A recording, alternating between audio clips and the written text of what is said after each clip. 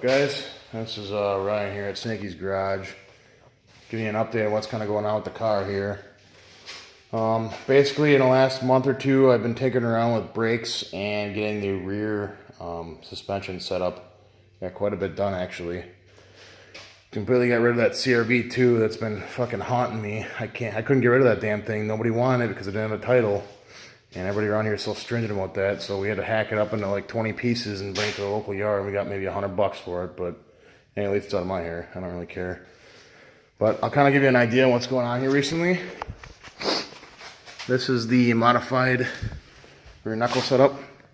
This housing and the outer axle piece right here is off a 2007 to 2013, I believe, Honda CRV rear end. It's a 28 spline.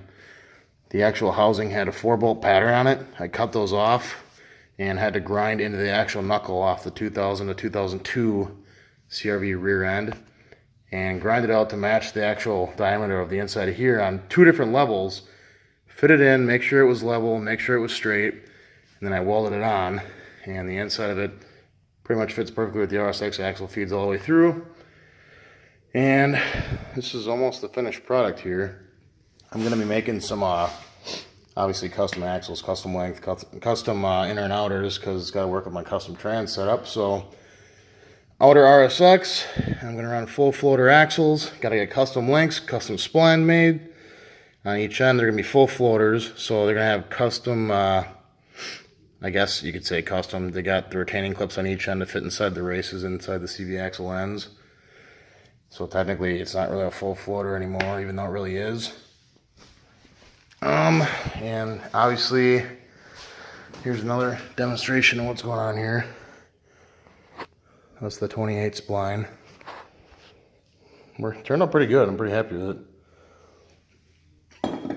And my next thing I'm going to show you here is my brakes. I actually got a full set of front and rear calipers off a 2005 Porsche Cayenne Turbo.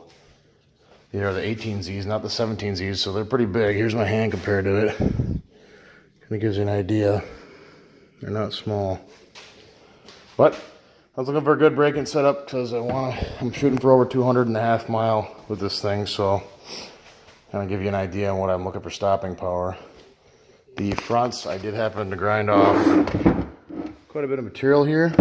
On the factory ones, there's a hump right here on both ends, and I ground off about 4 millimeters from that hump, and I leveled it up with the front of the caliper face on the outside, and that just barely clears the wheel here. I'm still tinkering with it, but it's pretty damn close. As you can see, I still got a couple mils to grind off, but it's turned out pretty well. This is a 13.91 inch rotor, I believe. Fits perfectly. I got the offset all dialed in on it. And I had to space it out here, like I think it was 5 mil. Maybe, no, it was 10 mil. Just to bring it off of the face of the caliper here, so it had room to rotate without hitting it right here. So I'm going to have a couple mils left over right there. And the good thing is, I do not have to do that with the rear. The rears are pretty much, all I gotta do is make a bracket to adapt the actual back spacing and the overall where it's gonna sit on the outside of the rotor. And those rotors are right here. These are a 13.27 inch, I believe. Here's the 13.9, whatever they are. Both of them have hub-centric rings. Custom setup. Obviously, it's gonna be really hard to find OEM off-the-shelf rotors with 64.1 hub bores. So that's one downfall, I guess, but not the end of the world. Eventually I want to see if I can maybe get some custom rotors made down the road, but that's a ways away. But anyway, here's kind of like what I'm showing you here. 12 mil, not 10. But hey, they work. I'm going to run some ARP extended studs. And then the only issue I have from here is this right here. It's got a little of a, it sticks out of here. I think it's like 1.25 inches, maybe a little bit more. I want to make an aluminum face here that goes the length of the outer part of the wheel well and 6/0 to about here. It's flat, so wind can go over it. And it's obviously gonna mesh up with the running boards here, which are sitting on top of the car. And then the same for the rear. In the rears, I am gonna be starting to work on hopefully here in the next week, because the fronts are just about done. But I will keep you guys posted on what's going on. Oh, actually, before I go, I want to show you this too. Can't show you the trans, but I can show you. I got my stub shaft set up and my axles.